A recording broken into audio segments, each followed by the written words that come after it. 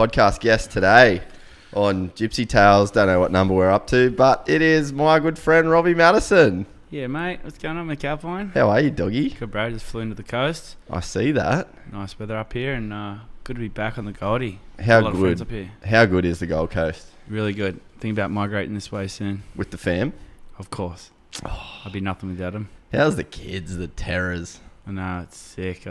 Rocco's just kind of found his voice. He's laughing and stuff now, so he's at the point where it's like it's hard to communicate with the baby, right? But and I travel so much, like when I come back, I haven't really got that connection with him. And Amy can put him to bed. And back when we had Cruz, he was bottle fed, Jagger's bottle fed, so I could always kind of had that connection with him where I could calm him down, because I guess feeding them is like kind of the ultimate satisfaction for a baby. So Rocco's breastfed, so when he wants to laugh and stuff, he's cool to come with me. But when he wants to be calmed down, like he doesn't want any bar of me, which is, it's all good. But it was kind of like a bit of a kick in the balls for me at the start, because I'd travelled a lot, come back, I wanted to get really to know my new baby, and he didn't want a bar of me. So, but it's been good. Like the dynamic in the family's changed. So the older boys, obviously cruising year 3 now. Year 2, but he's looking at almost turning 7 soon, and then Jagger's 4 and thinks he's 7, and those two kind of butt heads a lot, because Jagger, they're the total opposite. Cruz is such a sweetheart, Jagger's such a nutcase. But they both had similar kind of characters, I guess, where I mean, on a motorcycle, Cruz is so soft and such a lovely kid, but on a motorcycle he's like a bat out of hell. And then Jagger is kind of, you'd think he's a bat out of hell on a bike, and he loves riding. I guess for a 4-year-old he's pretty good, but he's a little bit more cautious from what I've noticed. But and then they butt heads a lot. But now that the baby's there, they've realised they have something in common now, so they're learning the share thing, which is nice to see. And yeah, it's just it's the most important thing for me is my family. But travelling so much, and obviously the thing that takes priority is my business. So it's a tough balance, but keeping our head above water. Lucky I got such an awesome wife that understands it and lets me do what I have to do to kind of keep the family life sweet. Yeah, Amy's kind of, I guess she's got like a bit of her own character. Like I was showing my girlfriend some videos of you, because I was like, oh, Maddo's going to come on and you've never met her and stuff like that. So she's like, oh, who is he? And I was like, surely you've seen some of his like crazy shit. So I was showing videos, and she goes, oh, that's really cool that his wife is there. So like in all the big stuff that you've done, Amy's kind of always been she's had a role in it. Like she's never been in the behind the curtains, but at the same time it's cool because she's not a chick that goes out there looking for it. But I think that a lot of people that know you know that a massive part of Robbie Maddison is because you've got Amy Maddison. Keep me in control. Yeah, and she comes from a family of nutcases as well. With the boys in her family being wakeboard champions and stuff like that. So I think maybe that gave her a bit of a heads up as to like what life with Robbie Maddison was going to be like. Yeah, we often talk about it, because when we met, I was like on this. I was doing well. I was traveling internationally, but I was definitely kind of bouncing off the walls. I was kind of like a ping pong ball, just they got blasted down. I was just going all kinds of places. And whenever I was in Australia, I had a massive harem of kind of buddies that were just like too much of a. I had way too much of a posse going on, like out of control kind of deal. And just like feeding off each other, just feeding the fire. Yeah, just everyone wanted to live the lifestyle I was living, and I was just the guy that never said no. So I was just like, everyone's like, can I come? I'm like, yeah, I need 40 tickets to this, I need 50 tickets to that, You just had a basketball team with you all the time. Always. And then we'd go places, and I'd always come off second best, because everyone's kind of having a good time and no one's really caring about their conduct, and then it'd always kind of bounce off of me, and I'd be responsible for it. Yeah, like it was your image that got affected. Yeah, and so when I met Amy, she was like, you're a nice guy, but like, why you got all these dudes with you? And I think one of the first nights, it was the first time I met her, we went to, a few buddies, it wasn't 40 of us, so there was definitely more than I needed. Went back to her house for a bit of a party. She invited us back for a drink, and she just didn't know what that meant in your world. A door went through a wall, and it got out of hand. But lucky, her parents are super cool, and her dad. I was good friends with her dad before I even met her. Met her mum before I met her. I didn't know that. Yeah, so Jono's a full legend. Yeah. And so him and I was like, we just clicked, and then obviously when I met Amy, he's like, don't touch my daughter, and And I called him when I was like, Jono, I'm in your spa with your daughter. And he's like, fuck you, man. That's so good. So we've been haven't left since. But yeah, no, she's definitely she keeps me on track and she keeps me grounded and, you know, keeps my game face on. So it's good to have there. We always say that she's my 50 cents, you know, like without her, I wouldn't be who I am. And you know, I obviously bring a lot to the table. She brings a lot to the table and together we make it happen. So yeah, it's a cliche that a lot of dudes would say, like, just because it's something they have to say, like, oh yeah, that's my better half, whatever. But like, there is a full team dynamic that goes on with you and Amy, like, and I guess there's like, I've been thinking more and more lately, like, there's a spectrum, right? And if you're on one end of the spectrum or the other, then there's like the middle's sort of where normal people are. And then you've got the spectrum of like dipshitness, and then you've got the spectrum of awesomeness, and it keeps going out into like it extends. And if you're on either one of those spectrums, you're missing something from that normal balance that's in the middle. You know what I mean? Yeah. Like it just starts shifting, so that whatever's on this bit of the normal that you're missing, and like that's what with the stuff that you do. Like you've done some of the craziest shit ever of all time. Like you've got records that people won't touch because it's fucking out of control. So it's like you can't be on that end of the spectrum and not have that stuff that is missing. And Amy's so good about picking up that slack as like her part of the equation. Yeah, no, and she's cool too. Like where she doesn't try and control me. You know, she's like, you know, because a lot of times when I said I was going to jump on a 10-story building and off it, she was just like, and everyone around me was like, you're crazy. Like, why are you doing this for? You shouldn't be doing it. Even, you know, Rebel was a supporter of that, and the boss of Rebel came to me and said, you don't have to do this. You got no pressure off us, and if you don't want to do it, even on the night, he said, you can pull out right now. Really? And there'll be no ramifications. Like we won't be bummed or anything. We totally get it. Like this is life and death. And he's like, we're doing this because you want to do it, and we're supporting you, and we're allowing this to happen. And he said, but there's no pressure from us. If you want to pull out right now, like, let's go and have a drink, and no one's bummed. And no shit. I said, I appreciate that, but I really have to do this for myself. And he's like, yeah, that's why we're here, because you've showed us that, but we just want to let you know that there's no pressure from us. So if your mind changes, it's all good. And then Amy sort of was like the counter of that. She's like, saying, you gotta get mum a new pair of shoes.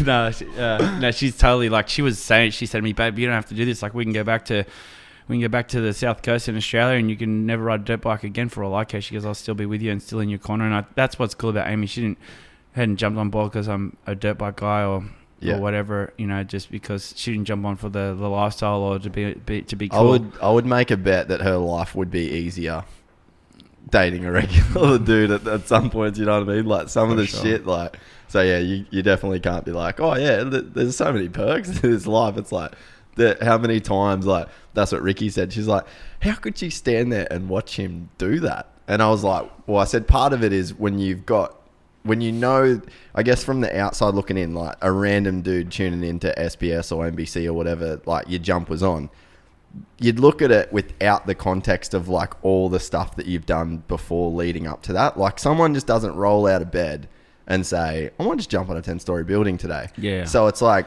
people like, how do you train for it? I'm like, I train for it my whole life. Like, I've been riding dirt bikes since I was a baby, and I've been jumping. And it's all been incremental steps, and the fear that I've faced has always got greater and greater and greater. And then even after jumping in Vegas, I went and jumped the Corinth Canal in Greece, and I realized about to jump the Corinth Canal in Greece, I thought, I'm so lucky I went through what I went through in Vegas, the whole mental preparation and the whole spiritual side of it, of like turning off the prefrontal cortex in the brain and getting that stillness in my mind and being totally in the moment and being able to just tune in with the presence and be aware of the wind in my face and all the stuff that you need to be on point with to make it a successful jump, and make sure you're doing it for the right reasons. No ego, no this, that, the other, just there for total passion, but also reading the writing on the wall, paying attention to all the little things that could make the jump go either way. And when I was in Greece, I was like, that I realized that jump in Vegas was a prerequisite. If I hadn't been through that, I wouldn't have been able to pull off what I pulled off in Greece, because the day I was meant to do it, it was one of the gnarliest jump I've ever done that never really got any mass exposure. Greece one? Yeah, I think that's probably the gnarlier one that you did. It was, for sure. I mean, the run-up was tight. You don't see it even on the footage that's online. You don't see the actual run-up I went through. I started in a hotel's in their pool area through the pool gate, and they'd emptied the pool the day before, so my whole run-in was flooded, and that's part of the reason why I shut it down. But my fuel was incorrectly mixed. There was this weird vibe that I was picking up that plus you parachute. You were going to wear a parachute, but it was red. Yeah. So I was Tell people that story, because that's one of my favorites. Well, I was shortly, but ever since I was a kid, my first set of gear that I got, which was in a shop front at the bottom of the street where I grew up on Highlands Parade in Bulli, but it was this it was an op shop, and it had for sale kids motocross gear. And back in those days, they didn't sell kids gear like they did now. It was the smallest set I'd ever seen, but they were still too big for me. They were baggy, but they were red. And I think because I was too big, my mum made me my own gear, just because she used to make all my clothes, because it was cheap back then and we didn't really have much money. And the money we did have, we bought dirt bikes with it because my parents were cool. And anyway, so I ran this stuff that my mum had made, and forever I wanted to get into the motorcycle gear because it was the real deal. And when I started wearing it, it was bright red, and every time I put it on, I'd have a big crash. So my dad, I think, or someone had put the idea in my head that red was just a bad color for me, that it was. And so I had this kind of, this a thing then in my head for years that the red was was bad for me. And I guess that created that whole situation where I became superstitious a little bit. And didn't you say that it had something to do with the red's the color of the earth, and then when you're jumping jumps, that it was like a bit of an attraction to the earth, which is what you don't want. Jase. You got a good memory, mate. It tripped me out when you said that. Well, you know who put that in my head was Paul Check. So Paul Check actually saved my career later on in my life, but he is like an advanced medical practitioner, and his theories and methods are questionable to some people, but to me, I think he's 100% one of the smartest guys on the planet. Paul Check, he's just he's a holistic someone that practices in the holistic space. So he does balance of Eastern and Western medicine. But I broke my chest at X Games and put a rib into my aorta, and the doctors wouldn't do open surgery on me because they didn't want to. I needed the rib out of my aorta, and they said it's stuck there for good, and you can't really do anything strenuous, run, no contact, nothing, because if that punctures your aorta, even if you're on the operating table, we won't be able to save you.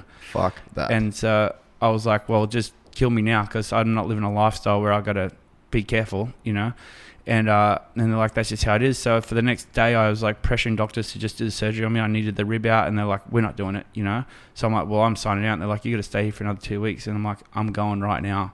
And so I had to sign papers to leave, and I called Paul Check, and he said, come straight here. I went down to Paul's, and he assessed me, and then he started me doing this breathing. So I was stretching from, putting my kind of my left shoulder to my right hip, with breath out, and then breath all the way in, and opening up and expanding that up. And on about the fourth time, my rib went pop, and you literally heard it go. Are you serious? And snap out, yeah. And then he massaged all my internal organs, and I hadn't eaten in 14 days.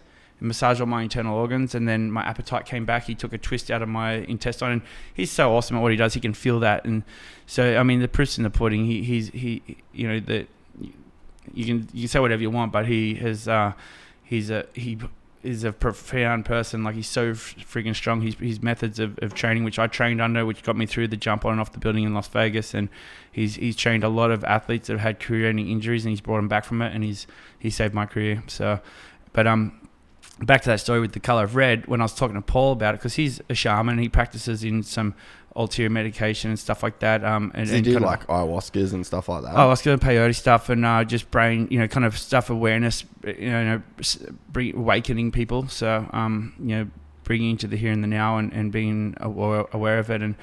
And so I didn't do that with him, but I knew of it, and I was just speaking to him because when we'd come in, we'd meditate together, and he was talking to me about the connectionness that we have with our soul and with the universe, and how everything is an electrical energy, has a frequency, and when you start paying attention to that, it's easy to not in this day and age, because you got Instagram and updating all the time, and Facebook and whatnot. But when you really try and get still, and where I found was when I was really pushing the lines of what mankind's done, I had to go to that next level of dedication that no one usually goes to. They kind of you have to occupy a different mental space than normal people to do different things than normal people, in a way. You can't push the limits beyond, you even watch people who are training for an Olympics and stuff, they'll go off the social media for it, because you have to give it full dedication. You can't you know, and a lot of times I have to put it down too, just because I got a lot of stuff going on, and I just can't give life everything when I'm preoccupied and trying to be a social, you know,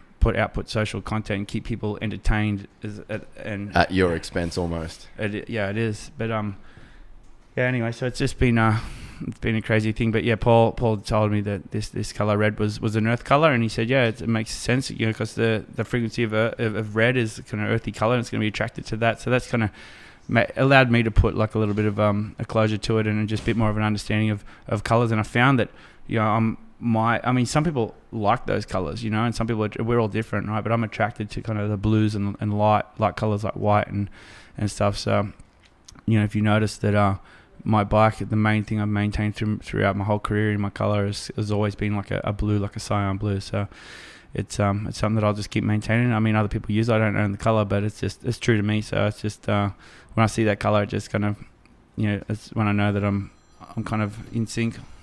It's my phone ringing upstairs. Oh, it's in the thing.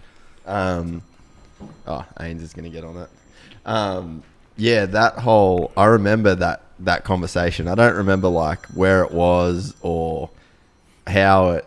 I mean, yeah, I can't remember where it was, but I never ever forgot when you said like I was gonna wear a parachute for the Corinth Canal jump, but it was red, so I fucked it off. And I was just like, bro, if you were thinking that you needed to wear a parachute, because it was like, what was it, 80 meters or 80 feet down to the bottom of that canal? Yes, it was pretty much just shy of 300 feet across it, and just shy of 300 feet to the bottom. So 300 feet's close to 100 meters. What is it? Yeah, 300 it's about 100 feet. It's about 100 meters. Yeah. So it was decent. Like, definitely was going to kill you if you hit the bottom. And then the problem with the Corinth Canal, it's shaped like a bit of a upside down pyramid. So pentagonal shape upside down, I guess. And so if you fell off, you're pretty much going to do the Homer Simpson, bounce off the walls the whole way down. Yeah.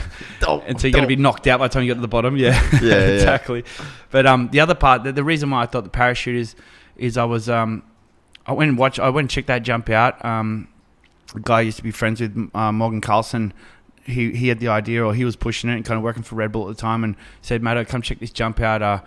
You know, you need to check it out. You know, and he's like, if anyone's going to jump it, it's going to be you. So I went out there, hung out with Morgan, and we looked at it, and I was like, it could be jump, but you know, like you got to have some kind of reward out of this or something, you know, and it's really not the philosophy of Rebels. Like, they help you to achieve dreams, and so it wasn't really my dream, it was someone else's, but at the same time it just annoyed me, and it kind of got under my skin. So I left there. It was like a no like a no pressure situation. It was like, just totally. come and look at it, come and check it out. Yeah, no strings attached. Just if you want to jump it, we just want you to see it in all its glory. So I checked it out, and anyway, I bet it looked big with no ramps too, because the ramps would make it look smaller, because like especially that down ramp is like a really big fixture, and I think that anytime you add like a down ramp or something, you start seeing the gap for what it is, not like this huge crater in the earth that, like, when you're just standing there and it's like flat on the other side,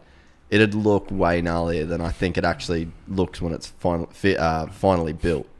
Yeah, it's a hard one, because, you know, when you put the thing was, it wasn't the perfect setup. So if the run-in, you had to sit there and kind of envision it, because the run-in, we had to scaffold it because it wasn't a smooth, flat run-in. And then the run-out went straight into like a parking lot, and there was like a wall and telephone poles and bushes and all this stuff. So I was like, you know, it took the Rebels kind of ramp guys to come in and survey the area and figure out, all right, we can bring this area up, we can put this landing ramp. And once it all went in, the jump went in, it still looked pretty messed up, because it was like, it looked death defying, you know. He's like, if this doesn't go right, like, you're clearly dead.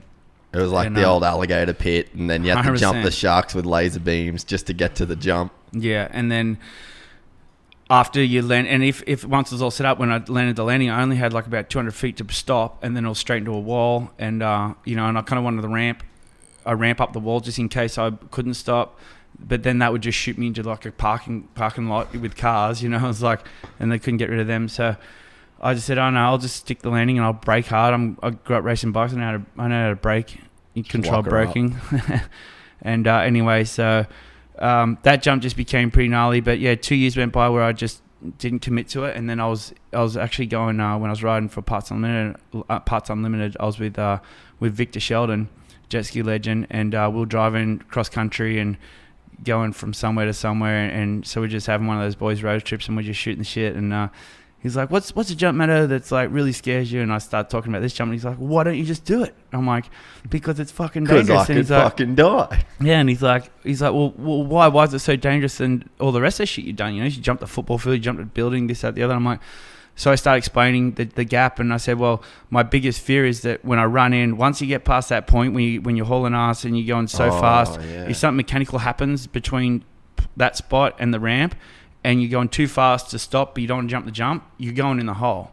And that's why I wanted the parachute, because I'm like, if I snap a chain or the bike bogs or whatever happens in that little spot, then like you're totally screwed. And he said, well, how many times has that happened to you? And I said, none. He said, well, why are you worried about it? I'm like, because it's a potential risk. He said, but everything's a potential risk. So just the way he kind of shot down the fear of it, not that he had to man up and stare at it, but it was cool just to have him just a perspective, different perspective on it, of like, be confident, like walking this like you're walking everything, because he's like, you've done all these other jumps and you've never landed in the middle and your bike's never shut down on you. And he's like, have faith in your equipment, blah blah. And I was like, you know what, I'm gonna fucking do the jump. I said, because this is like the stuff that I've dreamed of, and this is the mindset that gets me through all these crazy shit, is that when I was a kid, I dreamed of doing this stuff. I dreamed of having the platform and of this type of scenario where, somewhat the world stops, or not really the world stops, but just having jumps at a larger scale with publicity behind it, and then the biggest brand that's like, I just wanted to follow the steps of Evil Kenevil is really what I dreamt of as a kid, because I watched Evil Kenevil jump as a kid. I watched Robbie Kenevil jump, and I remember watching those things as a little kid, and before freestyle motocross was even invented, and getting the tingles and being like, wow, I want to do that. And then all through school, I dreamt of being that person, a motorcycle daredevil. Never spoke of it though. Like I grew up racing and asked at school, like, what do you want to be when you grow up? I knew that I wanted to be this world famous motorcycle daredevil, but I never said it just because it just seemed like it was too far fetched. Yeah. But teachers at school would always say, write down what your goals are, because if you don't write it down and focus on them, then they'll never come true. And that is true, but I never wrote it down, but I just remembered it every day. So but you burned it into your brain. Yeah, although I didn't write it down, I kept it was there.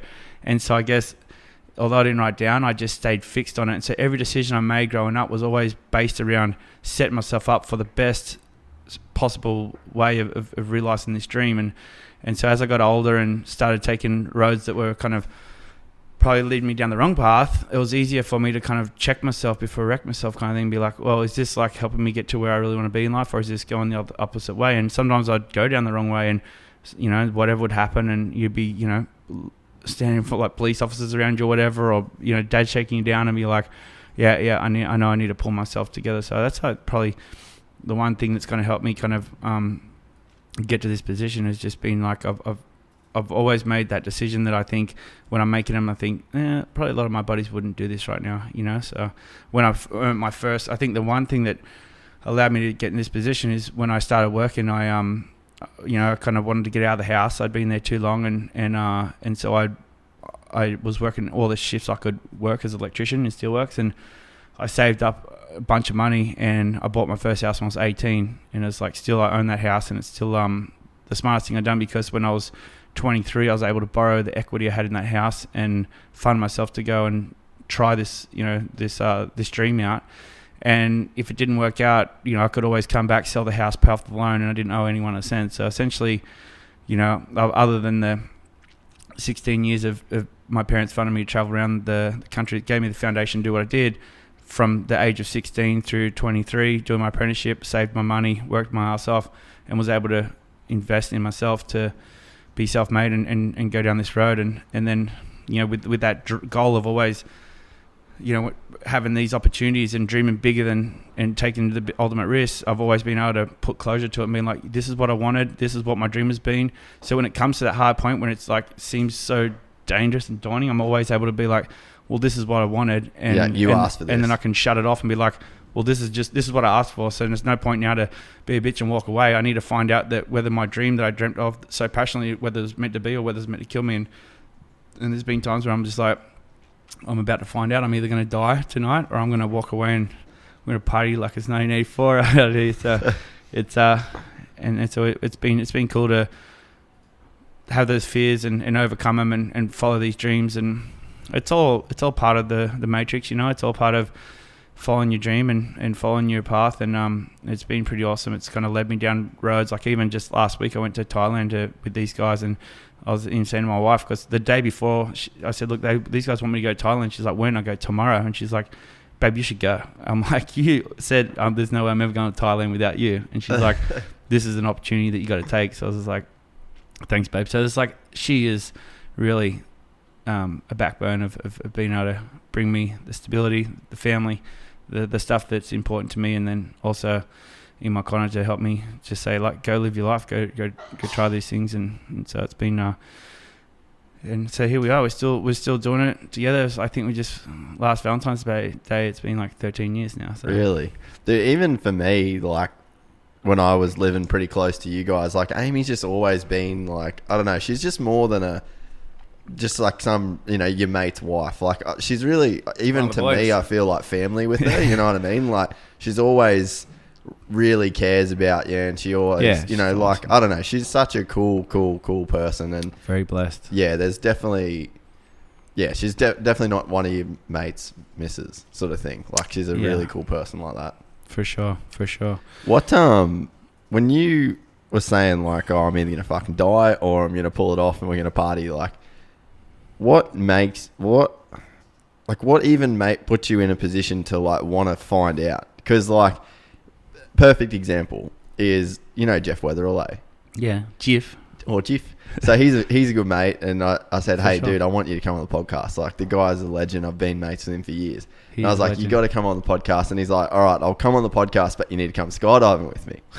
And I was like, I don't want to fucking go skydiving, because like to me, it's like, look at all this cool shit, and I got this and that. I'm like, just and it's not even that I don't risk trust Jeff. Yeah, it's not that I don't trust him. It's not worth the risk to you. Yeah, but to me, it's like, that's when you'd find it's not as extreme as like jumping the Corinth Canal even. So that's what I'm saying. Like in a normal person's life, I'm confronted with. I mean, it is gnarly what those guys do, because he's base jumps, and Jeff told me, he's like, the goal for those guys is to see how long you can wait until you pull your chute. And like the dude with the biggest balls pulls their chute last, and he's like a perfect base jump, and he's to pull your chute at the very last moment, have your chute open, then touch the ground immediately. And I was like, why would you mess with that? I'd be happy to just pull it as soon as possible and just enjoy the like nice cruisy drive down. But they're like, no, they want the rush. And I mean, he's seen his buddies die. He's seen his buddies die, but it takes a different mindset. But that's what I'm saying. So like, is there a reward on the other side of that? Like, is that where you go, none of you people are actually living? Like what you find out when you pull the trigger on that life or death is on the other side of that, away from like people, the fame and the money and whatever that comes of it, because that's got to be inconsequential. Yeah. But it's that moment when it works. Is there some kind of like transcendent clarity that happens in that moment that you can't get anywhere else? For 100%, it's a high, and it's addicting. And I think that's you look at it, happens all the time, but it's just unfortunate it doesn't last, but it's such a rush to work through something and have so much pressure on yourself and put yourself, you feel kind of weak and doubtful, but then you have the courage and you push, you work hard, and it's like the old saying, you work hard and you get your reward. So you got to be willing to go above and beyond and give it everything you've got to be ready for when that moment comes, to be able to be in the right frame of mind to be able to perform. And there's a certain amount of luck to it when you're working, you're talking about, things not breaking that are out of your control and stuff like that. But that all comes down to dotting your I's, crossing your T's, having the right mechanic, making the right choices, keeping your maintenance schedule up, whatever it is. And, whether packing a chute, it's packing your chute the right way or whatever. There's always some kind of, there's always many dimensions to what brings success. But, even watching the Olympics recently and, Shaun White getting his gold medal, it was cool just to see. I know, like, he's had a lot of doubt, and obviously he's one of the greatest of all time on skateboard and a snowboard, and just to see I could just feel like good it must have felt to him to get his gold. You know, it was pretty. And it would have been almost like a relief as opposed to like a victory in a way, wouldn't you think? For sure. I mean, you just to overcome that storm, and then just depends what you focus on. You either give a shit about what people think about it or not. But I guess in that situation, you do care because he's probably doing it for himself. But a lot of it would be a lot of what drives him through those hard times when the, you know, because obviously when you watch on TV and he has a high run, you think, oh wow, he just did that easy, but you don't see the pain that he's been through. And so we all go through that, but you got to have those motivators that drive you when most people will quit. You have to be willing to keep pushing no matter what you're faced with, and not losing your cool and whatever, and finding out but it's all, I guess. You can't just do it for the high. You have to do it for that's what the I mean. growth, like, there's got to be something the personal on the growth other side of it. I think it's the personal growth, and I guess at the end of it kind of brings a little bit of wisdom. But for me, I've been through it a lot, obviously, and I know that what I get out of it is that I'm happy now for the more of a chill life, and just being, you know, the stuff that I've done made me very aware of like the energetic world we live in, and whatever, and you know, I just you can't do it. I can't face those fears and do this crazy stuff all the time, because at some point you're like, I gotta take care of my kids, and I can't. I don't want to risk something going wrong. You know, and I guess it's the headspace. If my headspace had stayed in the same spot that I was in years ago, I probably could still do it. But with the injuries I've had, and you know, I've died 4 or 5 times from traumatic head impact. So, you know, I had meningitis at 16 that created. I got secondary impact syndrome. A couple of times at X-Fighters, I slammed the deck hard and went into seizure, and then my heart stopped beating on the way to hospital, and they've revived me. And it's happened like 4 times now that they've revived me. And last time they picked me up off the front yard off a BMX crash, and you were there, right, that day? That was pretty much like, man, I didn't talk to you after that for like a fucking long time. Like, I haven't even ever spoke to you about it since that day. That fucking rattled me, dude. Like, I straight up like thought I was gonna watch my friend die. Yeah. Like, that was... I was out for like 3 minutes, right? Dude. And then I went up and I had one eye closed and I was just all angry. So... And then I started convulsing. Yeah, that... So we're like... I guess we should give people... Like, this is for real. You rang me. I was fucked, man. Like, it was full on. Like, and dude... So I didn't talk to you for ages after it, because I was just like... I don't know if like scared's the word, but like it fully fucked with my head, like in a massive way. Because like we're lucky Sam was there. Big Sam, yeah. So shout out to Sam Bam, dude. So like, can we tell the story a bit? Yeah, or like, tell the story. Because I mean, I didn't know if you'd spoken about it. So Maddo calls me up and he's like, "Oi, I'm gonna have a barbie if you want to come round." And then it was just before Pipe Dream come out, which is where you surf the wave, obviously. And he was like, "Bring your camera because we need to record some bike sounds. We didn't get enough bike sounds in Tahiti." So I was like, all right, fuck yeah, sick. Perfect summer day in California. Like, we're all I'd built a 22-foot dirt double for BMX bikes in the foam pit. They want to try a front flip on, right? Yeah, so then I get there the and the boys are just sending it on the BMX jumps. And then, so Robbie's just fucking killing it as usual. Who was there? Barry was there and Caroline. Harry Main was there. Harry Main was there, and then Buckworth was there. Andy Buckworth, that's and then Harry's filmer or something like that. Yeah. Who else? Leo Barron, yeah. Oh, righto, Harry's filmer. Yeah, that's right. Yeah, so anyway, we're all just, it's like a fun day. And it was like you were done pretty much. And then Harry comes up and you had like that roll in. Because Harry wasn't jumping it, and Harry wouldn't do the thing because of the roll in. And then you were like, all right, I'll just show you real quick. And we were already like, I was just about to get in the pool. You'd turn the barbecue on. Like, the day was done. We'd had our fun. And then, you roll in and then like just got way too much speed and sent you over, and then you hit your head and it was like concrete.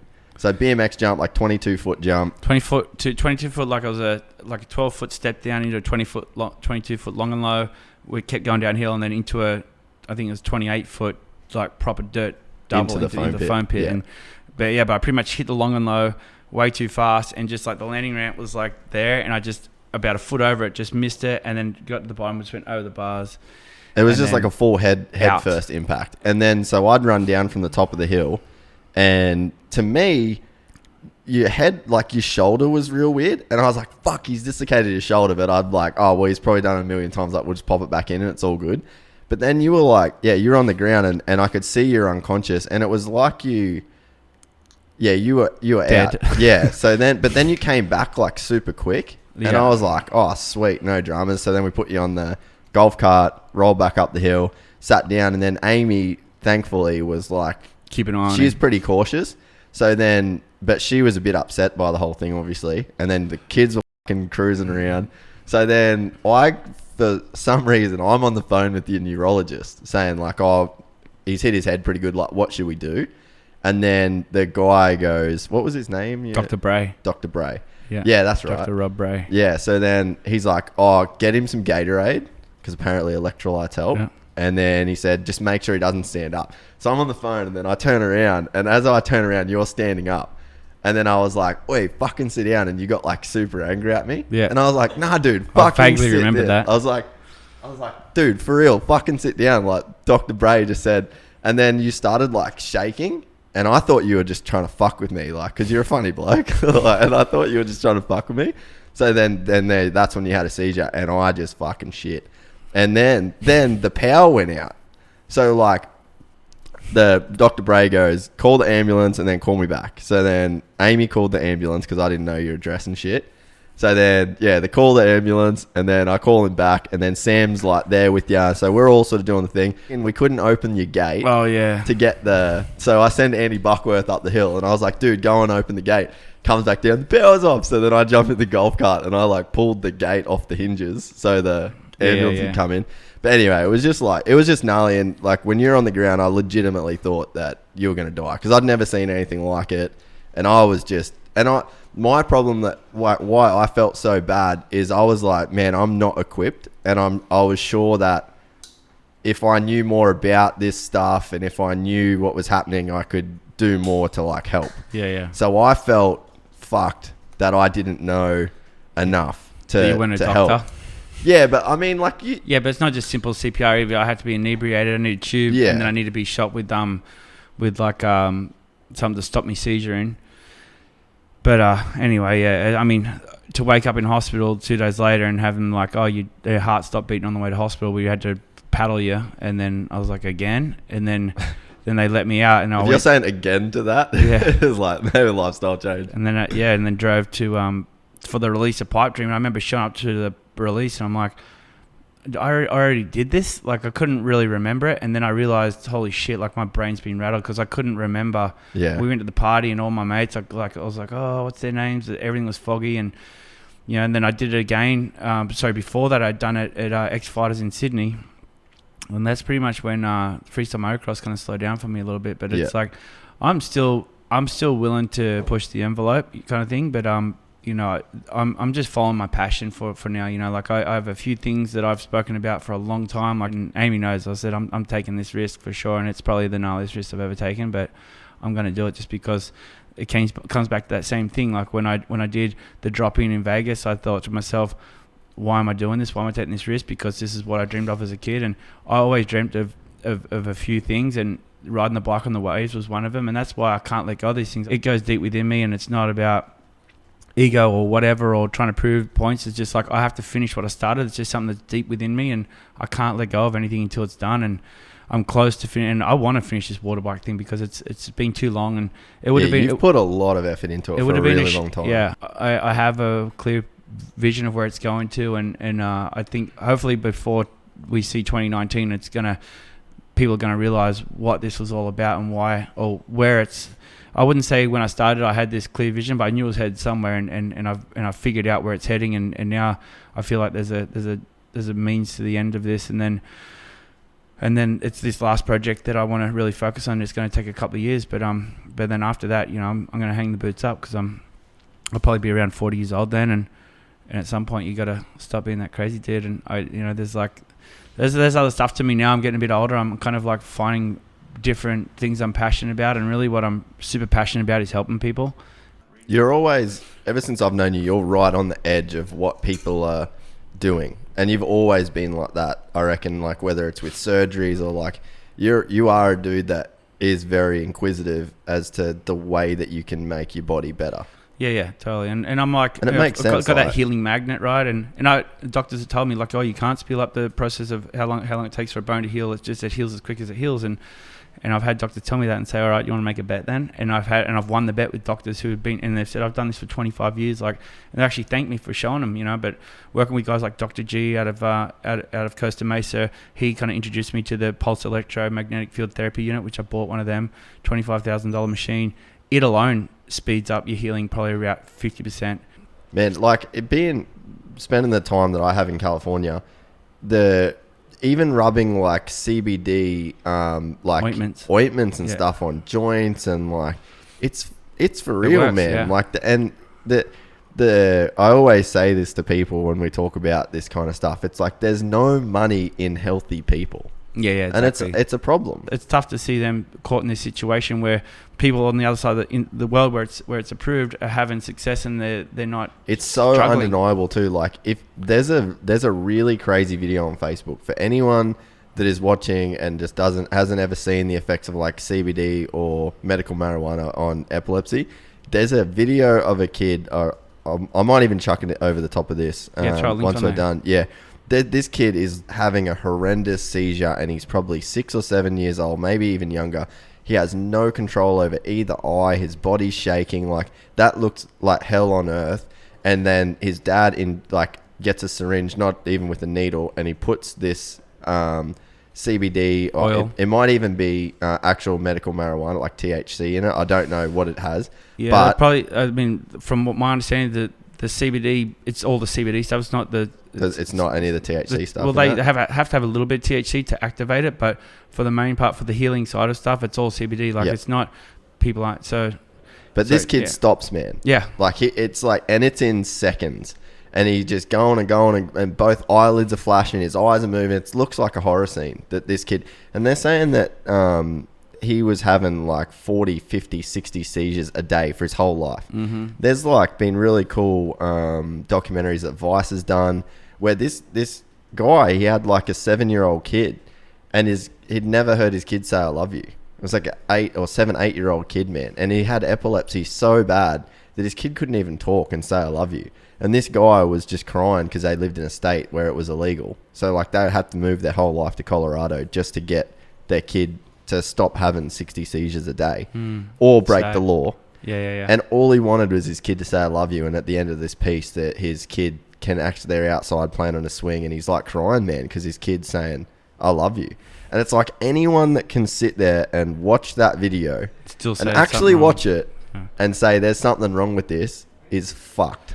Like they have some weird. There's a weird ulterior motive if you can sit there and honestly say, man, that didn't help that kid.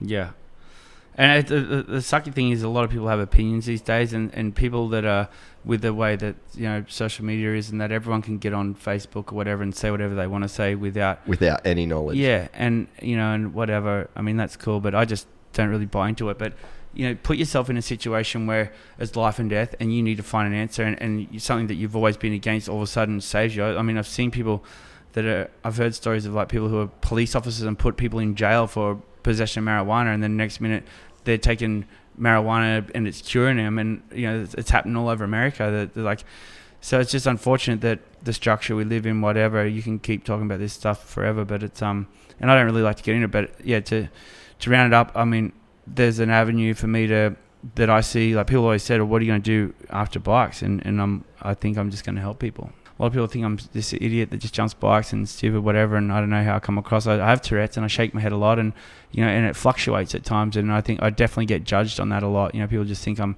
some kind of idiot with a fucking tweaker, with an issue, but it affects me, and I've found that when I'm chilled and relaxed, it all but goes away, and definitely diet changes it. When I'm just eating like a caveman and putting good stuff in my body and meditating and breathing right, it's almost, it doesn't even exist. But it's hard to do that because it takes a lot of preparation. When I'm at home in Australia or America, I can do that, but when I'm on the road, it's definitely a lot harder. But there's definitely there's more to me than just that crazy motherfucker on the dirt bike. Oh, dude. Like, I remember we were driving to the San Diego airport once when we went and did that rally school. And Dirtfish. that was fucking loose. You got me so messed up on that plane. Don't blame me, mate. All right. I got so drunk on that plane at your. Because you can't hang. Yeah, I can't hang, man. We were drunk at Chili's before it. We almost missed the flight. See, I can't remember stuff. I was. I can't remember that stuff. But I remember being in the car and we left your joint and I was like, oh, I chucked some music on. And you were like, oh, I don't like to listen to music in the car. And I was like, why? And you're like, oh, because there's just so much noise. Like, there's just noise all the time. And you're like, I like to get in the car and not have as much noise. Because he's like, you said, like, if you just think about how much that music, you've already got the road noise, you've already got someone talking in, then you add that, that music going to your ears, then it's like, that's extra noise that you're just creating for your brain to deal with. And you're like, let's just chill. And I was like, I'd never really had someone say it like that. And I was like, oh, it makes sense. And you could look at it from that's a kooky thing angle, or you could really think about it. It depends where you're at in life too. Like, it's not like all the time I drive along quiet, but sometimes I need it. I live, especially when you're traveling, like in people's face all the time, I always have that contact and that interaction. Sometimes I just need You've always got to be Robbie Maddison. Yeah, I got to let my thoughts I need to spend time with my thoughts, or I want to turn my thoughts off and I just want to stay present, and there's times where driving's a great way to stay present because you stay aware of the breath in and the breath out, and I've been at times where I'm meditating driving and I'm like watching my hands move and I'm like laughing at myself because I'm like, I'm just letting my body kind of do its thing, and I'm just sitting back watching my hands move and just kind of laughing at myself changing gears. I'm like, I have that, I can disconnect that little bit, and that's it's something that's profound, and you can get there riding mountain bikes. You can do it. I mean, there's one thing to like go for a workout and be like, oh, I'm puffed now, I'm going to get off and stop, or you can be like, I'm puffed, I'm just going to slow it down a little bit, focus on my breathing, I'm going to get through this, and you keep chugging away, and then you can kind of get into this rhythm where you're like, with your breathing, with your muscles, you're breathing energy and life into those muscles, and then and then the trains, and then that's where you start really getting your endurance from, and that's health, man. Like, it's that's where it comes from. And hey, I'm not saying that I'm the healthiest guy on the planet, that's for sure, but you're super mindful though of yourself, of those things. And I do it all. It's like I keep the balance, but I've just come off a year off with some gnarly injuries, and I had to wait 12 months before I could get surgery. I only had it 8 weeks ago, and I've been cycling and stuff, getting back in the pool swimming, and I'm stoked that I'm back because I was getting in a really messed up mental state just because I wasn't able to work out. I had a destroyed knee, my shoulder kept dislocating, and it plays a toll on you. I feel sorry for those people who are eating a lot of sugar, not moving daily, not getting their heart rate up because they're not releasing endorphins, and they don't know the positives it can have. Yeah, and just the energy. Like, I go work out to the gym, man, and drive home. It's like just pumped. Yeah, you like work out to get energy. Yeah, and it just makes you happy, and you just drive along just stoked like a little kid again, just pumped for no reason. I always say, me and Todd went surfing the other day, and we got up at like 4:30 in the morning. We got out and we surfed for like 2 hours, and you got out, and I'm fucked, man. Like, I was so tired from it, but it's such a good, like, you're so exhausted physically, but mentally you feel like you had so much more energy. So it's like it's like a weird surf tired's like a weird kind of tired because you're exhausted physically, but you just have such a fresh feeling of like, you feel like a new person even though you've just torched yourself on a water treadmill for 2 hours. It's a big workout. It's paddling, huh? Yeah, but like there's something that happens in your brain where you feel so good. And I was talking to my Uncle Glenn about mountain biking. Where you're saying like you sort of just get in that flow state and whatever. Like, what I think with mountain biking and motocross and why it's so appealing, and I think there is this thought with people in action sports or like that are doing, skateboarding or mountain biking or motocross. It's like that dumb daredevil that doesn't have any brain, so that's why they can do what they do.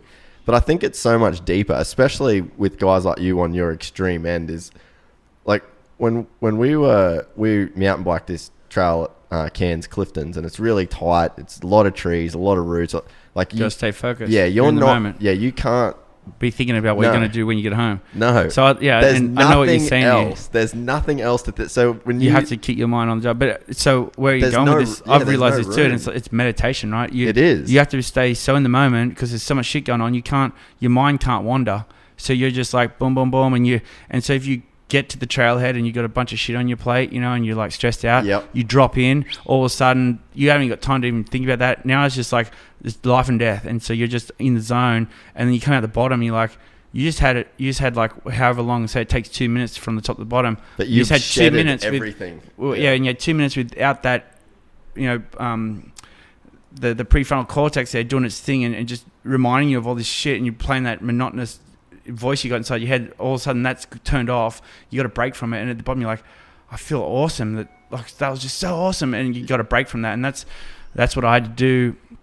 I had to be able to do that with nothing going on to be able to make that strong, that mechanism strong. So when I'm sitting on top of a building and you got, you know, ABC's live cameras on you and there's 300,000 people looking at you, there's no other thoughts. I'm not thinking about anything to do with those people. It's just that I'm aware that they're there, but I'm so in the moment at that point, and that's a very powerful tool. And so I use that all the time now, you know, and I use it whenever my thoughts getting me messed up. Like I always come back to knowing that I can turn it off and do my breathing, and my breathing's my recalibration stuff. And because were you doing a bit of Wim Hof stuff? A lot, yeah. Are you still doing a lot of that? I am. I didn't do it. I didn't do it much last year just because I was in a bit of a funk just because of my injury, and I'm not in a situation where I can get away from the family. So I've always got the kids there, and not that I'm not trying to make an excuse here because I probably could have done it, but no, I just didn't. I mean, it was a bit of a balancing. It's a lot easier for me to stick to a routine when the pressure's on. When I know that I've got to make something, like do something that I've committed to, and pressure makes diamonds, bro. Yeah, exactly. Well put. But I do my breathing every night. And yeah, it was funny the other day. It was like super cold. I forget where I was. I was back in Cali, and it was middle of winter. And I had someone at my house. I traveled with someone. We got back to my house, and because I'd been gone for a few months, the power was out. So we had no hot water, and no heating, so the house is freezing. Yeah, well, not so much that, but we got home and it was time to have a shower. No, the gas ran out overnight. So I think that the night before we had a hot tub choose a bunch of gas, and so in the morning they had no gas. And so I turned the shower on, and first thing in the morning, it's like freezing cold. And I was like it was icicles, right? And then pretty soon I realized, we've got no hot water.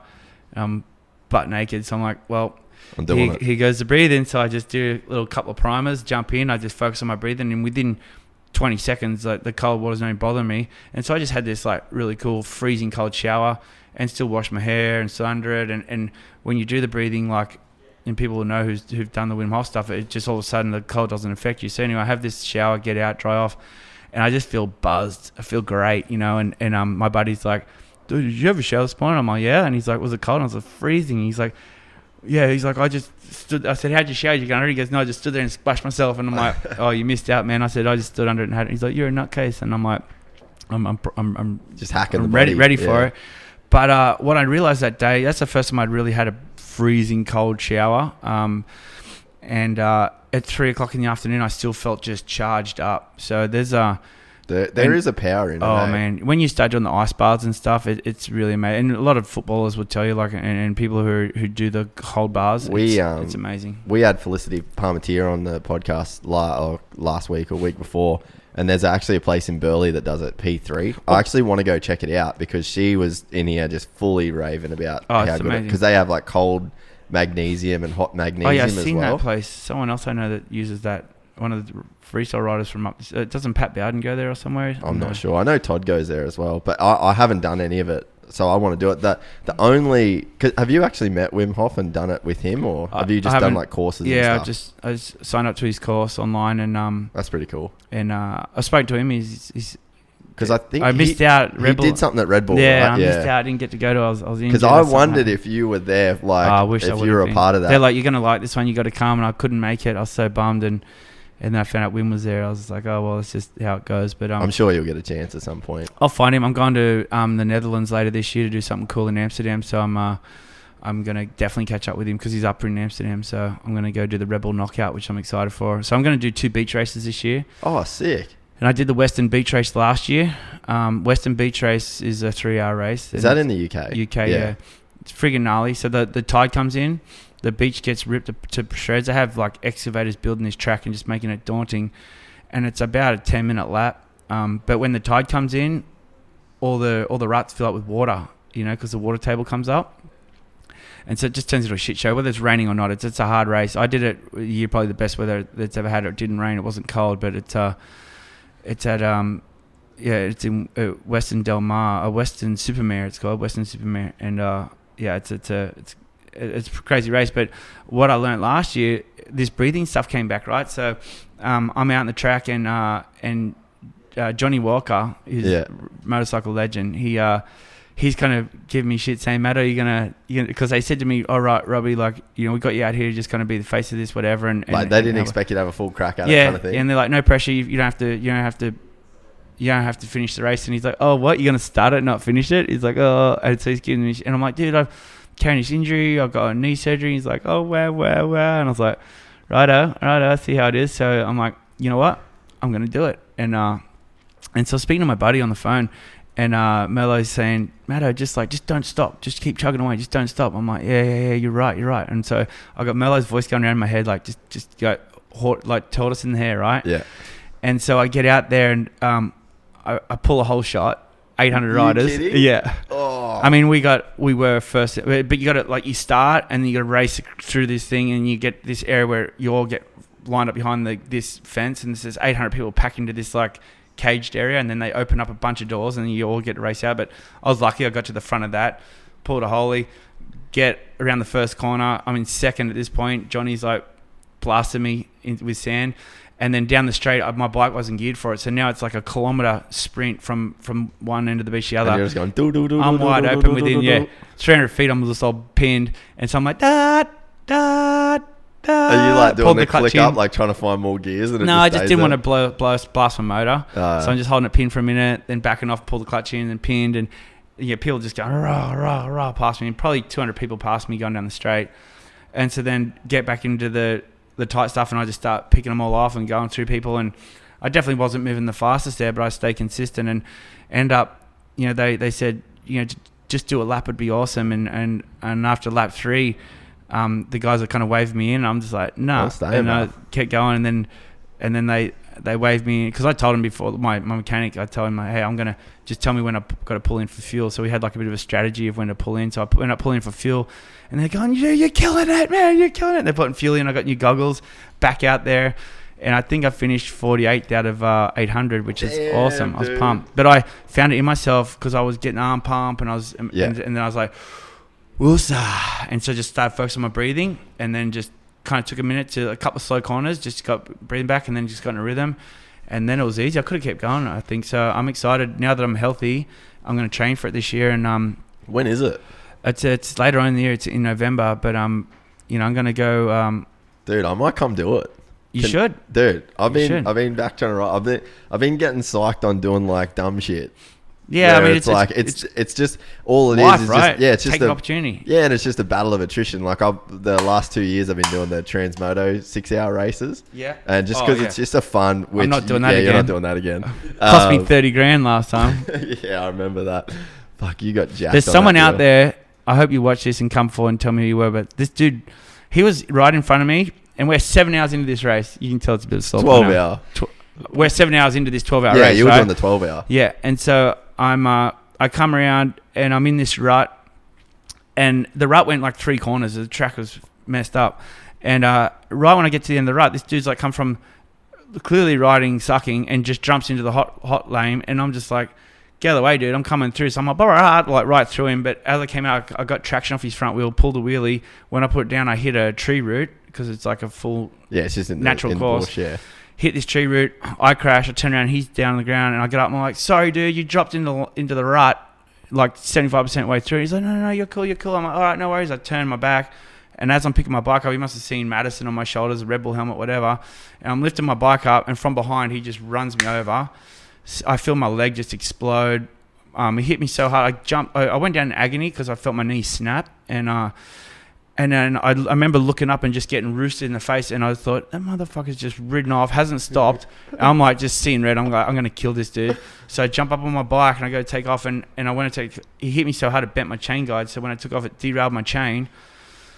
So now I just want to friggin' you're stab someone, you know? And I'm like, the flag marshal rides over on his bike. I'm like, give me your bike. And he's like, you would like, give me your bike. I'm like, oh, fucking get this guy.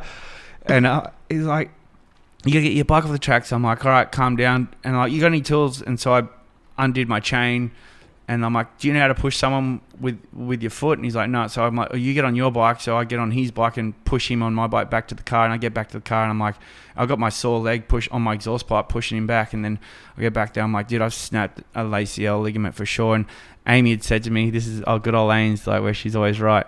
She's like, don't go down there because someone will take you out and you'll get injured. And like exactly what happened. So went home. Yeah, Sambo pushed me into it. Did Sam hook that one up, did he? We got Sam Moore here, who is going to be on the podcast pretty soon. He's one of my all-time favourite humans. My partner in crime. He is a G. He owns Fist Gloves, or started Fist Gloves. Maddo's a co-owner, but he's just one of the good ones. I own the front door. Yeah, he's one of the good ones, but and the trash bin. Oh, we don't own a front door. That's right. But I've been excited. I don't know why, but I've sort of just got this thing going at the moment where I'm like excited to do kind of dumb shit. You should go do it. I'll come do the Western. Don't run anyone else. Also, come do the Western Beach Race, and then the race up in Amsterdam. It's called the Rebel Knockout, which is a similar thing. So it's going to be cool. We've done the TV stuff for the Red Bull Tennessee Knockout before. So it's where they like slowly eliminate the dudes. Is it a similar thing to that? Yeah, I'm not sure with the whole running order with knockout. It sounds like it would be. Hopefully, no one's getting knocked out there, but I definitely can't afford one again. But I'm excited to just get back on the bike this year. I mean, last year it really sucked because I put everything on hold trying to get this barrel in Fiji, which really it really hurt me. I didn't post much last year on social media because I was in a bad state. I didn't have fresh content to post, which was hurting me a lot. And I had all my eggs in one basket, and I really was hoping to have a successful outcome, and I just didn't get that barrel. And it all came down to like the littlest thing. There wasn't sand mixed in the paint, and probably that. And I was so anxious. I had so much pressure on me. I was trying to come out of the gate like friggin' Chad Reed trying to pull a hole shot at A1, and I just lit up the back wheel and spun the bike and dropped into the water. And it was that one opportunity, it was that one wave would have if I had have got close to getting a barrel, would have been on that wave, and I missed it, and then copped a lot of flack online from different surf websites. Yeah, that was weird, man. Yeah, whatever. But you know what? It motivated me. It pissed me off. It upset me for sure.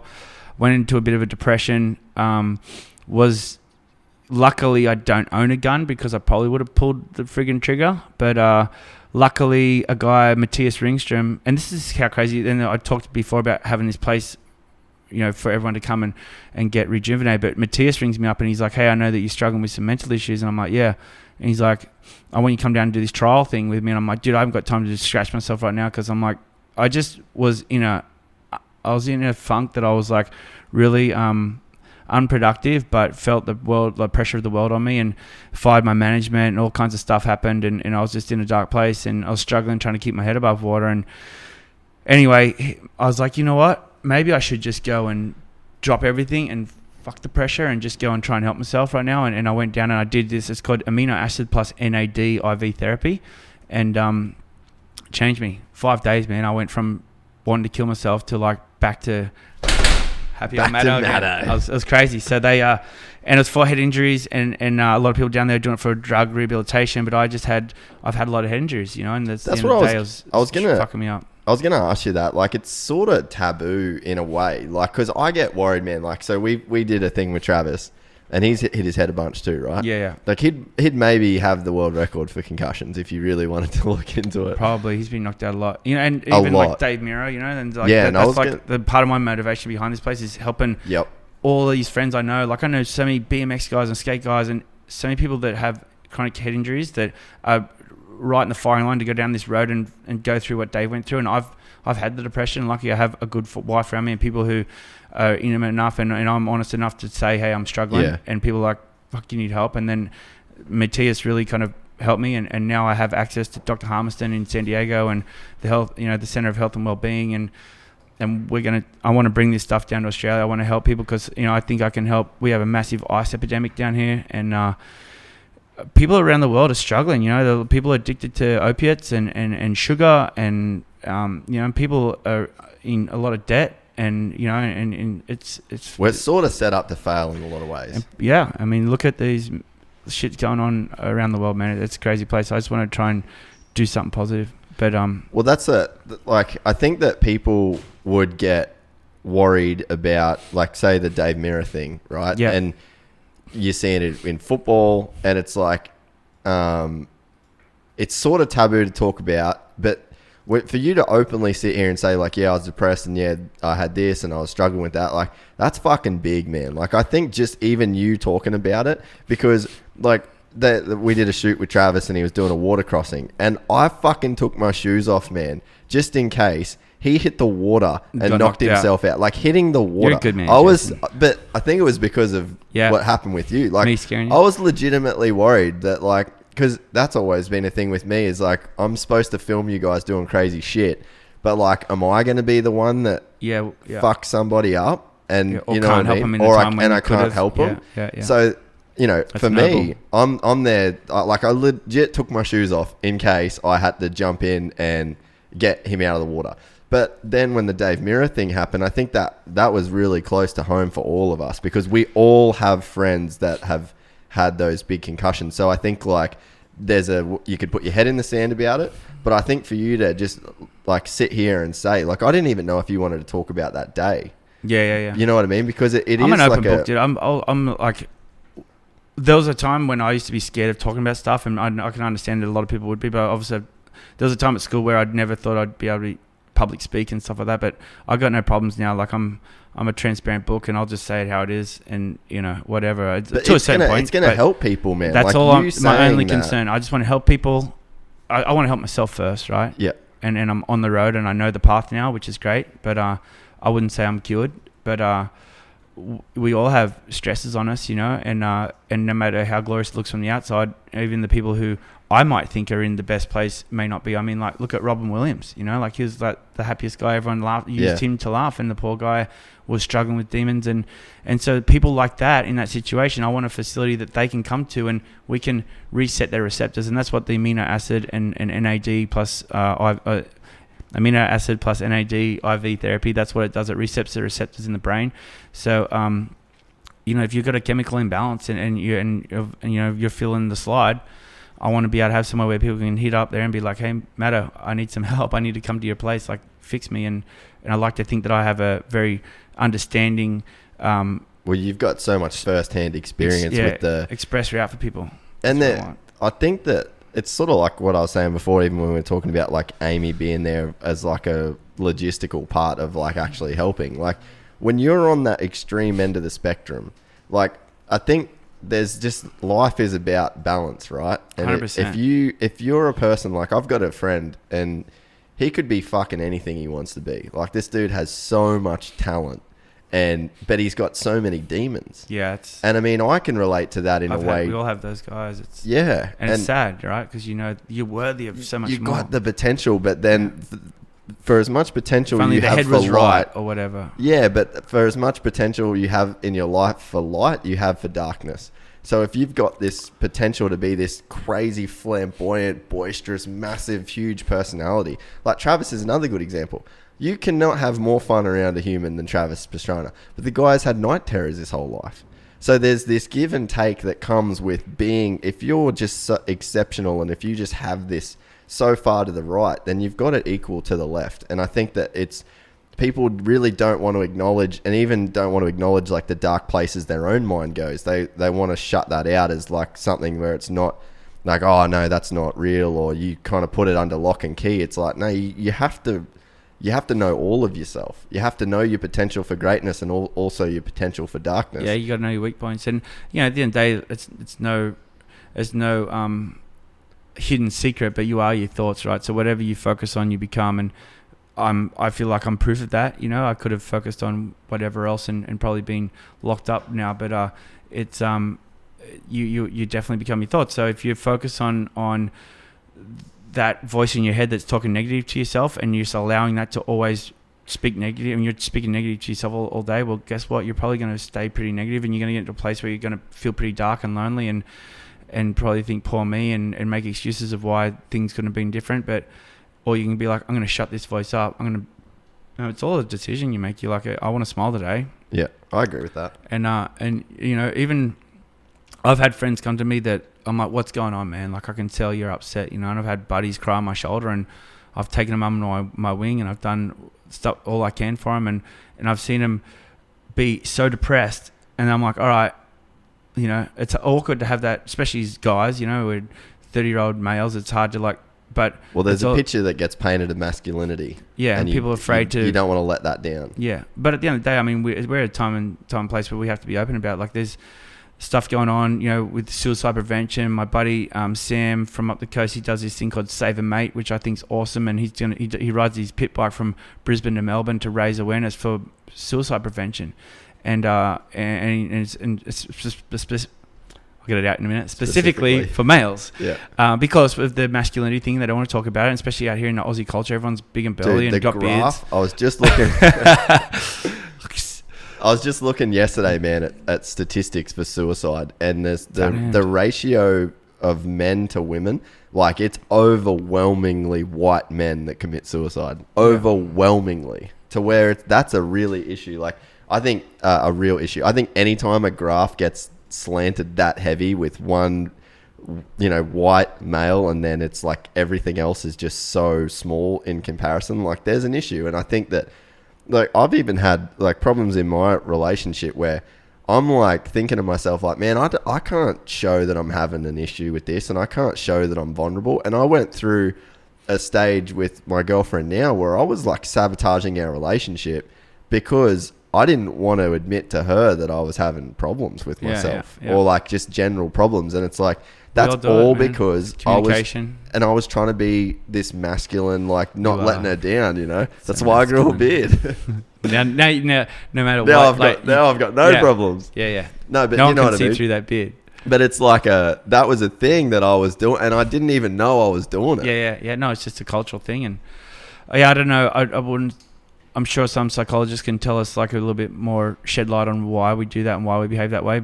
And I know, we definitely do it. But it's cool that there's people out there that are aware of it. And I just want to have a means to be an avenue for people to find help. I think you just talking about it's massive. Yeah. Like massive, man. Well, so my goal is just to try and close this subject is to set up a facility where we have options, because it's one thing to talk about it, another thing to like change it. Like, someone can talk about it and like, oh yeah, I'm in this dark place, and then at the end of it, after you talk about it, you're like, well, there buddy, hope it gets better for you. I'm going wakeboard, and you go sit on your couch and be depressed, or whatever it is. And so that's like, sometimes talking about it, if there's not an answer for them, or there's not a path or something that you can kind of shed light on to help them grow a little bit, or quench that pain, whatever, then sometimes it's not good to bring it up, but here for you. A lot of your friends, if you ever need anything, I'm always here for you and talk to you. But you don't want to talk to someone if they're not going to be able to like help you out, do something about it, because then they just go, then they're going to go tell their other mate, and then everyone around he's going to know I'm depressed and sad. Then everyone comes to you like, oh yeah, man,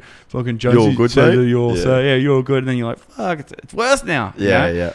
And then especially they want to take you out, and all we know in Australia is, let's catch up and have a beer, and that's probably the worst thing to do for it, because then you're going to get hungover the next day and feel even worse. So it's I want to set up a place that can have answers, and then go around and talk about it openly to people like we're doing now, but probably a little bit more condensed and powerful and to the point. But just explain to people, undress it, and be like, here, this is society, this is what we all live in. Some people, this is your issues, these are your issues, and just kind of grasp the whole kind of spectrum of like mainstream of where people are at in their, in their mental place. And some people are overworked and whatever, and some of the people that you think are the happiest people ever are struggling. And I want to be able to like hit those little things, key points on the head where people relate and go, oh yeah, I do have a bit of that, and be like, well, there's a place that is for you. Yeah, you can go here now. No matter what your ailment is, no matter what the issue is, no matter where you're at, we have something for you here. And I think that's going to be something that I'll be able to be proud of if we can set that up. And then I'll be it's going to keep me busy for a while anyway, and it's something cool that I think is me doing what I've done the last few years, and I've put myself and I've made myself into that mental space where I do have to find an answer, and And so along the way, I've found the healing benefits of stuff we have in nature and helping people, you know, with ulterior things. With, you know, my mother-in-law is struggling with cancer right now, and that's been a huge impact on our family. And another thing that's been hard for me the last few years is just the whole family having to shift, you know, to continents. And my wife, again, Amy's just been so amazing. And you know, she said she couldn't have done it without me either. And I can't do my thing without her. So there's a lot going on, but I'm not here to cry and pour me at all. But it's just like, no, it's not coming across. It's just that we all have that's what I'm trying to get to. We all have something going on, and everyone can use help, and exactly. No matter who you are. And that's why I want to have a facility that no matter who you are, there's a place. Come to Maddo's Lodge. Come to Maddo's Cuddle Be Farm. Happy. I want to change the subject. Me too. Surfing. I'll always thank you for inviting me to play golf that day, because that has set up a very significant chain of events that changed my life. You remember that? Like, yeah, we played golf at TCI. Was it you, me, Twitch and AJ? AJ Showstrom. Yeah, you called me up randomly one day, and I don't even think you knew I play golf. But this I think this kind of segues from that. Is like, you're an inclusive person. Like, just in general, you're a guy that you're always going to invite people, and you're going to have, you know, like, come do this, like, that's your attitude. And so, yeah, you called me up one day, and I'd never spoke to you about golf. You just randomly said, hey, do you know how to play golf? And I was like, actually, it had just that's happened. right, because you claimed you never played, and you went out and just smoked us all, shooting it straight, just drilling it. Oh, yeah, you've never played. That's right. No. Yeah, it's all come back to me, Jase. You just want to talk about how good your A game was that day. No, well, so that was probably the best I've ever played, and it got worse every day after that. But actually, my mum bought me clubs, like, for my birthday, because I was living on a golf course. But I still to this day had never played that golf course. I used to just sit out there with the pitching wedge on my backyard and like try and hit to the green. But yeah, then you called up, and then I actually did play all right that day. But that fully set up like my whole, like, now I've just been on this journey of golf, and I actually have you to thank for that. We played a ton of rounds after that, but that was like one of those things where it's funny where when you just say yes to shit. And so where's your spotter's fee, mate? 20%? Yeah, on 15, all profits. 15. But that's set up 20, like a... That's 20 set minutes up. over. 17. All right, done. But... you saw that. I'm broke still, so... Come invoice, Ames. Yeah. Yeah, it's all right. Take half your beard. No, that's worth more than that. But no, that was definitely a pretty rad day, and set something up. But no, golf is awesome. Are you still playing much? I haven't played. I actually played. When did I play? I played in Thailand on the weekend. I actually saw that. Yeah. So that was a funny game because I hadn't played for a long time. I didn't play all last year because I had a shoulder. I snapped labrum, and then my back is because I had back surgery a few years ago. It weakens but I've been doing a lot of the breathing. When I do the breathing, I quench my pelvic floor muscle, and that's really anyone who's had back surgery. If you got, it sounds like you're using Kegels or something. Yeah. Well, anyone who's got back surgery, has had back surgery, and has like a sore back, I recommend doing Pilates, 100%. And but with Pilates, you're engaging that pelvic floor muscle. And for me, I cycle quite a bit, road cycle, or even mountain biking is really good for it. But the key is like when you're cycling is sitting down, climbing and stuff, because you're pulling your pelvic floor muscle in. And that's where I noticed, like, I couldn't do nothing, and something just told me go for a cycle. I went right around the block, came back, and I was in a lot of pain, but I was refusing to have pain pills. And I came home and I was like 70% less pain from like riding 16 miles. Really? And then, so I think that week I think I did like 60 miles or something. And then ever since then I've realized my back pain related to the back surgery I had is all with the weakness of the pelvic floor muscle. So having that strong pelvic floor is definitely key. So anyone, again, just the nature of me want to help you. If you're in pain, pelvic floor muscle, Egoscue, EGOSCUE, look it up. It's anyone who's like got any issues, pain in their shoulders. Where do you get that pain? I had it in my L4, L5, so down in like when you bend over trying to step into your pants, I couldn't lift my feet off the ground. I just couldn't do it. I was in agony, and then like obviously playing golf, that whole talk and tension, and I'd just swing in and just like, and then take your breath out, and then like to the point where you're laying flat on your back and you can't even breathe. And so there's Egoscue was something that it's movements that recalibrate your whole body, and I can't explain how probably 60 to 90% of people need to do Egoscue, especially if your neck's far What forward, is a gostiu? it's a recalibration. So like it's recalibrating your body. So perfectly structured human beings. Their shoulders are up and back, and the head's back, and their hips are in the right shape and right in the right balance. But once things go out, your right hip will be higher than your left, and then your shoulder will be lower than the other, or you might have rounded shoulders, and your head will be drooping forwards, and you got bad posture, and then you've always got chronic headaches and stuff, wondering why. But if you got bad posture and you got chronic headaches, probably you got some calibration issues, and you need to pull everything back and get your head back. And then once that's your normal position, and especially if you're in office, like I feel sorry for people that are in office all day, sitting in bad posture, and no wonder you got sore back, and it hurts to do this and that, and you can't run anymore because you're like Montgomery Burns of The Simpsons, just like weeded out. But you need to do recalibration movements, which is egoscue, and then closely related to egoscue is Pilates, and if you did a balance of egoscue and Pilates, I guess my Pilates egoscue instructor, lovely Sandy out there in Temecula, she says that 90% of people who have chronic pain can fix it from egoscue and Pilates. So there's a hot tip from this podcast. Well, that's like Eddie Casillas. I went there because like with filming, you get your cameras and you're like this, and it's on my right side, and I was just. He said that like my shoulder was so tight that it felt like I had bone, like extra bone on my shoulder blade. Just the muscle, but that's where the muscle was. Yeah. It gets like hard as a rock, and then I was like, so what do I need to do there? And he's like, he did a flexibility test on my hamstrings. He's like, dude, you've got zero flexibility. So it like for me, it started in my hamstrings. Yeah. And then he's like, you need to foam roll, you need this, you need that, and a lot of it was just sitting on like a hard table like this with a lacrosse ball underneath my hamstrings, and your muscles just go like shaking, and then they just let go. Yeah. And then you're like, and then you do that, release. And like now I just have this little ball. I do it all on my shoulders, I do it on my back, and like I barely even use the foam roller itself now. I use that to like kind of open my back up a little bit, but it's just that ball and getting those muscles to be like release, and then it's just maintenance, man. Like once you've got out of that phase of like it's really painful initially.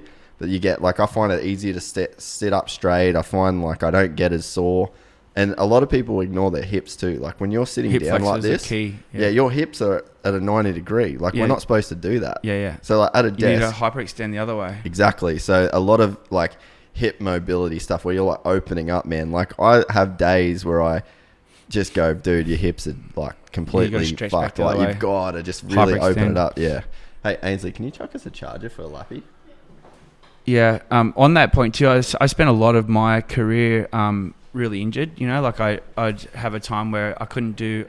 Like I remember one X-Fighters, I did a off the side Indian, offside heart. It was off the side Indian, and my shoulder dislocated, and in the air it dislocated, and I landed with it dislocated. I rode straight over to the medics, dropped my bike. They put my shoulder back in. I jumped back on my bike, went around the corner, did a KOD flip to Indy flip, and. The judges and I thought I should have got extra points because I didn't actually crash. I just had a time out, which had to have a tune-up. Cost me some time, so I didn't get as many tricks. But it's the only time I ever got a standing ovation. 60,000 people stood to their feet and cheered and booed the judges when I didn't win, and then and cheered me when I left the course, which is really cool and probably one of the coolest memories I have from my freestyle career. But in saying that, I spent a lot of my career riding injured, and just freestyle motocross is in general just it's so gnarly. Taxing, yeah. And but I travelled with like you said, you got the ball you roll on. So people want a quick fix to that or want to make one themselves. You just get a tennis ball and a long football sock, and you drop one tennis ball in, tie a knot, drop another ball in, tie a knot, and then just cut the S off. And now you got two tennis balls, and you just roll around that. If you got a tight shoulder, you just get on it. You can dig in, and it's kind of like your own personal masseuse. I used to travel all over the world with that. I think it's still in my bag at the moment, but yeah, like you say, once you find something and you go to a physio and you pay attention to what they're doing, and they dig into an area and you're like, oh, that's where they're digging in. Well, there's no reason why you can't get a tennis ball and dig in there yourself, and you do your breathing and follow it with your breath, like focus on where the tension is. You breathe in, focus where it's tight, and then breathe out and picture it letting go. And you can, just through breathing, man, I can do the splits just through the breathing, allow me to, if you're really tight and you breathe when you stretch, like it's so much quicker to release those muscles and tendons and whatnot. But like you say, it just all of a sudden, boom, it releases. Yeah, and you feel like when done right. when you you feel like more of a connection to your body too. Like I feel like every day there wouldn't be a day goes by that I don't have some like sit on that ball or at some point I'm like doing something with that. And you just feel like a Sounds kind of weird. It does sound weird. I just said sit on a ball. So what you do is you get it and you put it on your glute muscles so you don't actually sit in the split, the bit where you don't want to sit on the ball. So in the non-gay way, I'm sitting on my ball. Are you allowed to say that word anymore?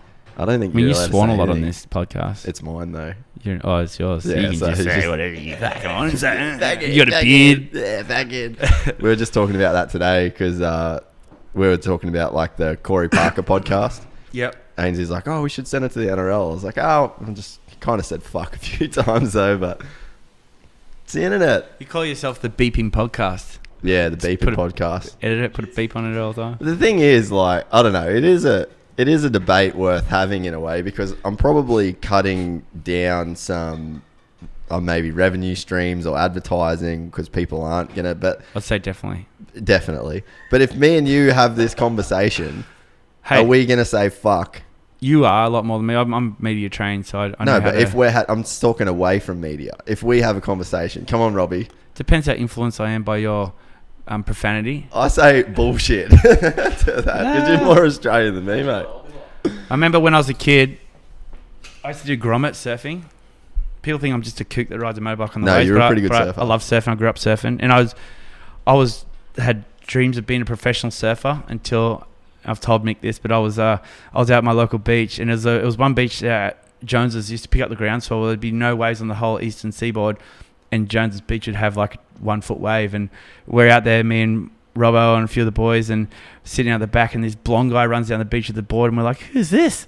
And it's Mick Fanning, right? And he goes out, and we're sitting there kind of, welcomingly giving him a stink eye to our break. And Locals only, bro. comes out, and we're like, hey, what's up, man? And he goes in a wave, and we're just like, he's all bam, bam, bam, just like does about 20 Rios on this thing. And we're like, there's just buckets getting thrown all over the place. And we're like, wow, we're just pumping along to do one Rio at the end. And I realized that day that maybe I should go back and focus on my dirt bike riding because that was one thing I already knew I was pretty good at. But it's funny to think back. But yeah, the whole when we were doing the grommet surfing, the point I was trying to make here was there was a guy, Mick, I forget his last name, but Mick Mateus, I think his name was Mick Matithius or something. I used to call him Mick Matoothus List, but he was like part of the Christian board riders, and he said to us when we were young, trying to be the good influence he was such a good dude, but he's like, boys, because we had like I was the cheekiest dude at the beach. Yeah. Who would have thought?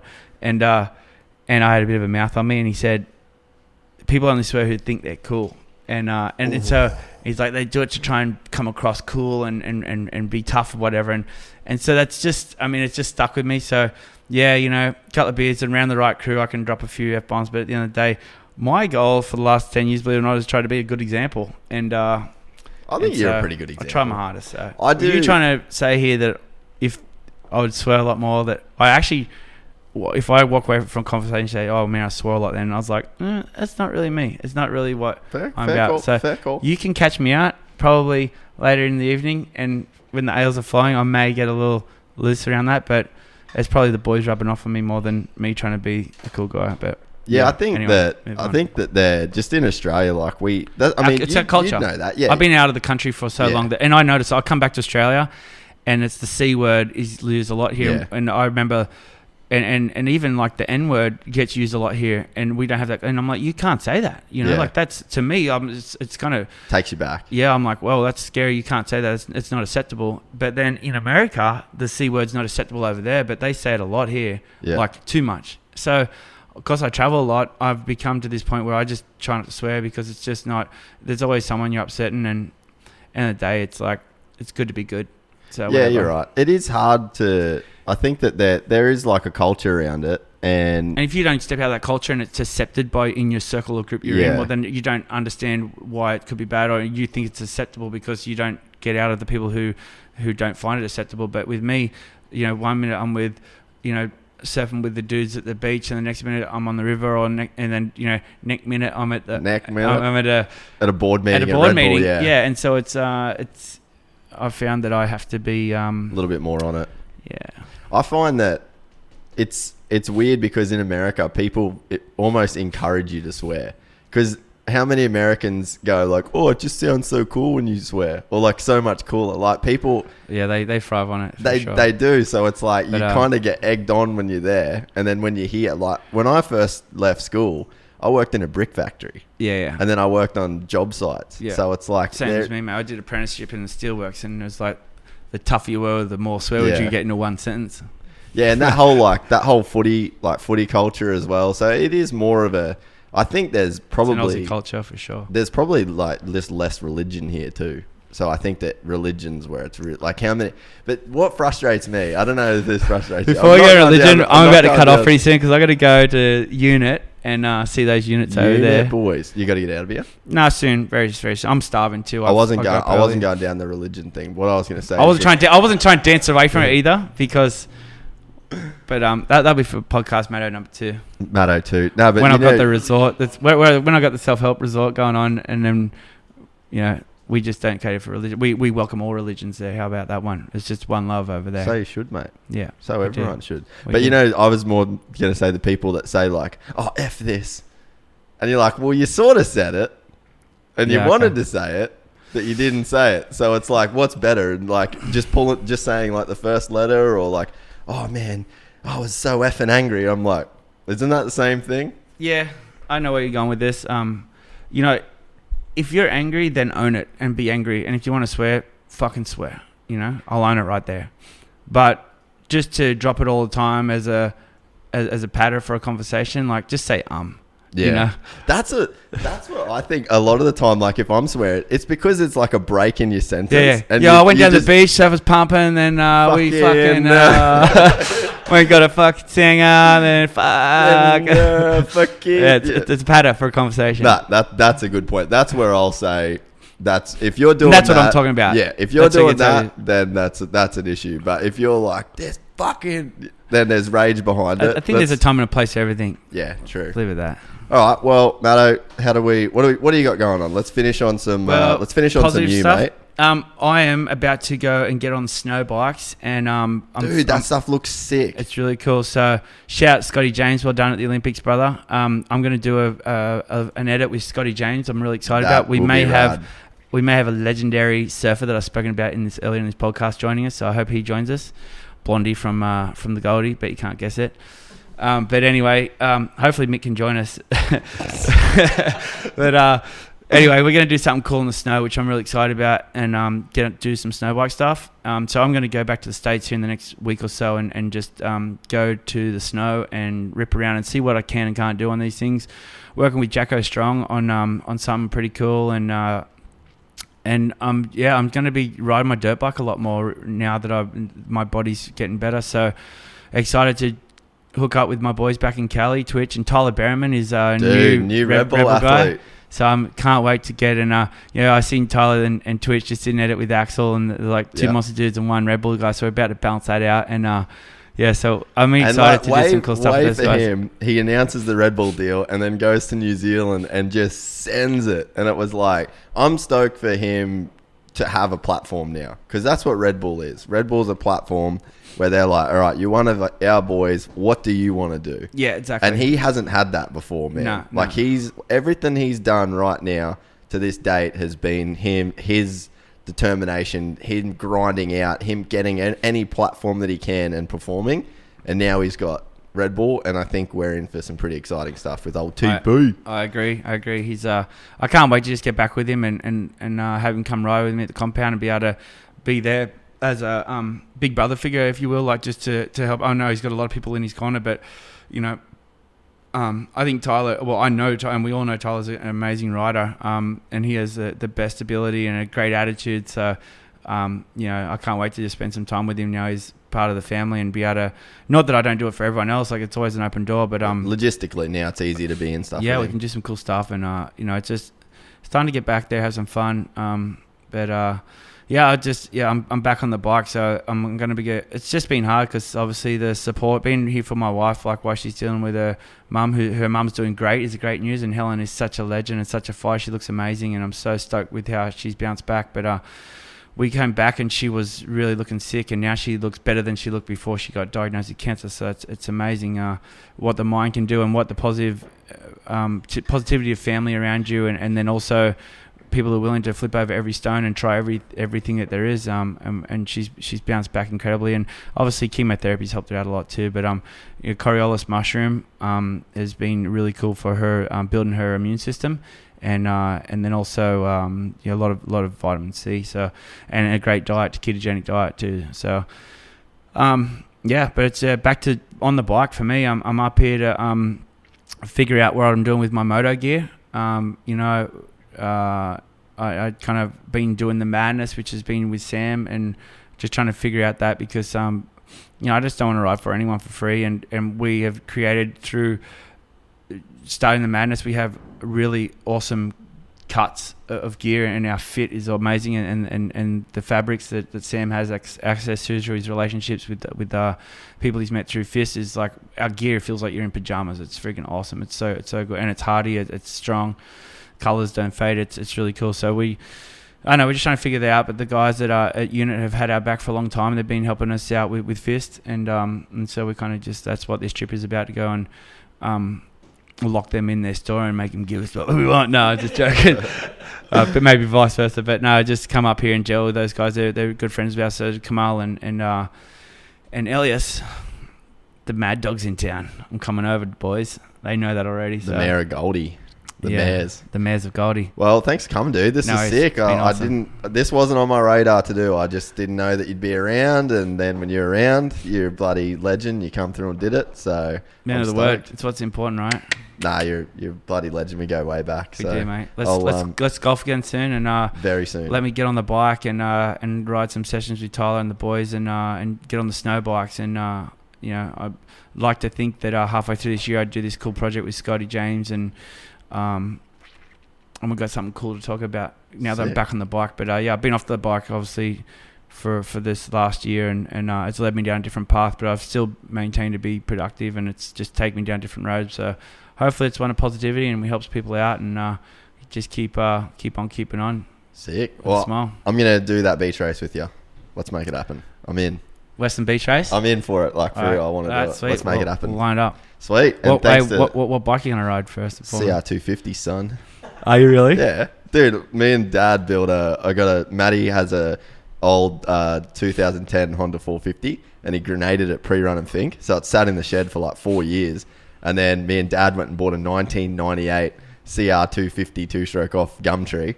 Went there, kickstarted. Yeah, she runs. And then one of our mates, Rapid Fab, he welded the motor into it, and I've been riding it flat out. So you just need to find one in I'll just get they're like $1,500, man. Like an O2 CR250. Yeah, you just want to look in your gear, and you don't want that thing topping out down the main straight. You're going to have to gear it long, but long and strong, mate. There you go. All right, thanks, Good Maddo. luck. All right, boys. Thanks for having me on.